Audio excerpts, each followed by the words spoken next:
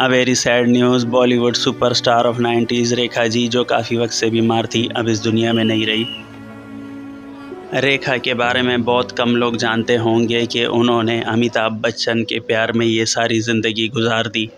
किस्सा कुछ यूँ है कि एक वक्त में रेखा और अमिताभ का अफेयर चल रहा था और अचानक बीच में जया बच्चन आ गई और अमिताभ बच्चन ने जया बच्चन से शादी कर ली और रेखा ने फिर अपनी सारी ज़िंदगी अमिताभ बच्चन के प्यार में गुजार दी और शादी भी नहीं की।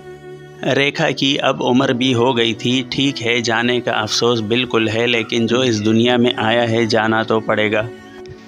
90s की अपने वक्त की बहुत बड़ी सुपरस्टार थी। इन्होंने बहुत बड़ी बड़ी सुपरहिट फिल्में की और उनमें से ज़्यादातर अमिताभ बच्चन के साथ थी वो फिल्में। आप देख सकते हैं कि बॉलीवुड के बड़े बड़े सुपरस्टार अमिताभ बच्चन, सलमान खान, शाहरुख खान सब रेखा जी के फ्यूनरल पर है।